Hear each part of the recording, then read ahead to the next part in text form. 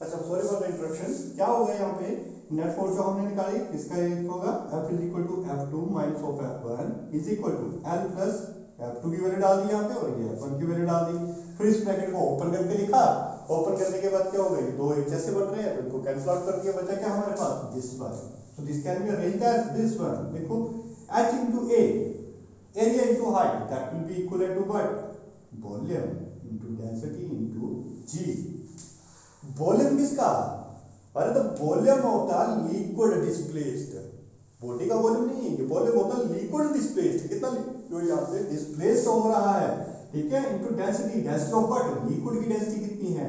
So volume into density is nothing but that is the mass into जी। तो यानी कि buoyant force will be equal to the weight of that body, ठीक है, sorry weight of the liquid displaced. यही चीज तो हम लोगों को प्रूव करनी थी यहाँ पे कि बॉइलिंग फोर्स जो होती है that will be equal to the weight of the liquid displaced. तो यहाँ पे मैं ऐसे लिख दूं बॉइलिंग फोर्स कितने, boiling force will be equal to the weight of the liquid displaced, liquid displaced, ठीक है।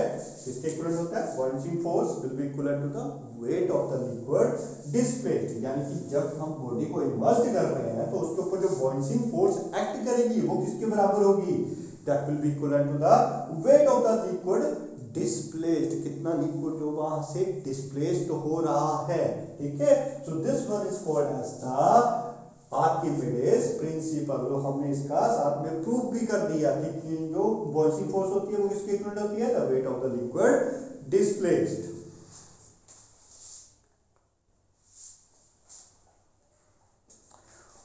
ओके, नेक्स्ट हम करेंगे law of flotation of the body. Body जो है कब फ्लोट करेगी, कब पार्शियली इमर्ज करके फ्लोट करेगी और कब वो बॉडी जो सिंक कर जाएगी। तो सब पहला लॉ बोलता है यहाँ पे हमारे पास क्या, whenever, ये इसके लिए ऐसे लिखते हैं force the case of float over the surface, ठीक है, surface of liquid, liquid के surface पर का बॉडी जो है फ्लोट करेगी। तो इसका मतलब क्या होगा, जो बॉइलिंग फोर्स है मेरे पास that must be greater than that of the weight of the body, इसके इक्विवेलेंट ग्रेटर देन होनी चाहिए wait of that body, body के वेट से ज्यादा होगा, ठीक है।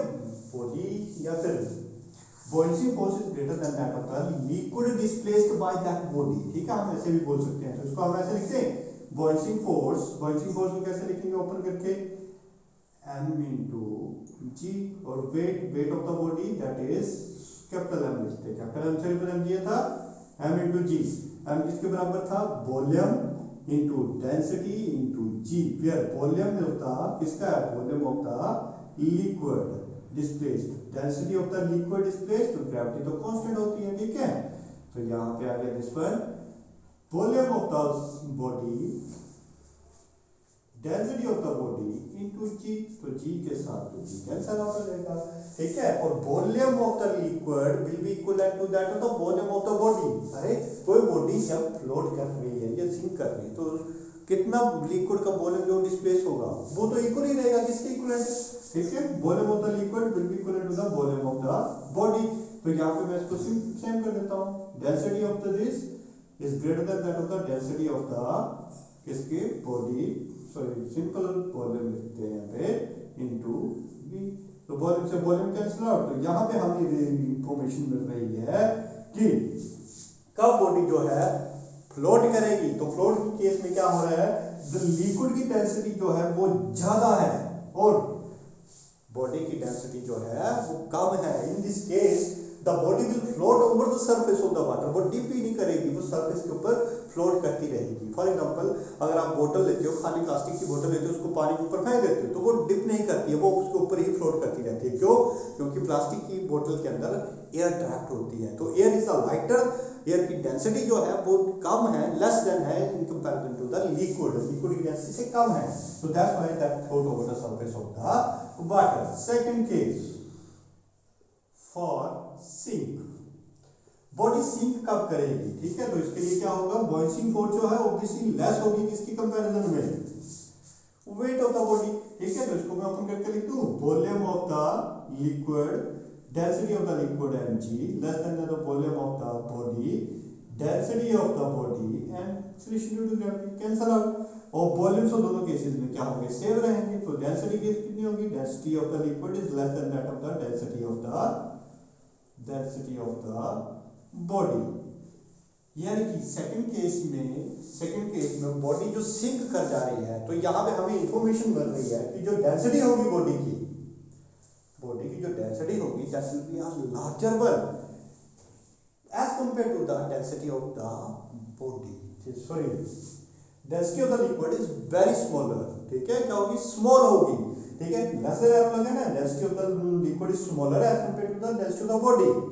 क्योंकि अगर हम आयरन का एक पीस लेते हैं और उसको पानी के अंदर फेंकते हैं तो वो फ्लोट नहीं करेगा, वो क्या करेगा, सिंक कर जाएगा। चाहे छोटे सा पीस भी डालो उसके अंदर, सिंक क्यों करेगा, क्योंकि आयरन की डेंसिटी जो होती है वो ज्यादा होती है in comparison to the liquid की डेंसिटी से। क्लियर होगी बात। थर्ड केस में क्या बोला जाता है कि बॉइलिंग फोर्स, सॉरी किसके इक्वल है, for the body immersed partially and float। थोड़ी सी इसमें क्या करेगी, इमर्स करेगी और फ्लोट करती रहेगी, ठीक है। तो ये कौन सा केस आता है, that is the case when boiling force is equal to the weight of the body. इससे इक्वल होता है वेट ऑफ दैट बॉडी। तो यहाँ पे हम इसको कैलकुलेट कर सकते हैं कैसे, volume of the liquid, density of the liquid to that of the acceleration due to gravity. This case फिर आ गया हमारे पास volume of the body, density of the body, gravity से gravity cancel out, volume of the liquid, density of the liquid, volume of the body, density of the body. अब इस case में क्या होगा, देखो इस केस में ये होगा, the volume of the liquid displaced is not equal to that of the volume of the body. Body के वॉल्यूम के बराबर नहीं होगा। यहाँ पे बॉडी का वॉल्यूम कुछ हो रहा है, लिक्विड डिस्प्लेस जो हो रहा है वो कुछ और हो रहा है, ठीक है। तो यहाँ से हम ये बता सकते हैं कि ये दोनों इक्वल नहीं है। तो इस दिस केस हम यहाँ पे ये बॉडी जो है वो पार्शियली फ्लोट करेगी। क्लियर बात। तो यहाँ से हम इसके रेशियो निकाल सकते हैं, BL upon V that is rho V upon rho है डेंसिटी, ठीक है। तो कितना पार्ट जो है वो बॉडी का मस्ट हो जाएगा और कितना पार्ट जो है वो बाहर रहेगा। हम इस मेथड की हेल्प से उसको कैलकुलेट कर सकते हैं। So these are the three laws of the Archimedes principle by which we can say that when the body will float, when the body will sink and when the body will partially sink and float. Clear हुई बात ये।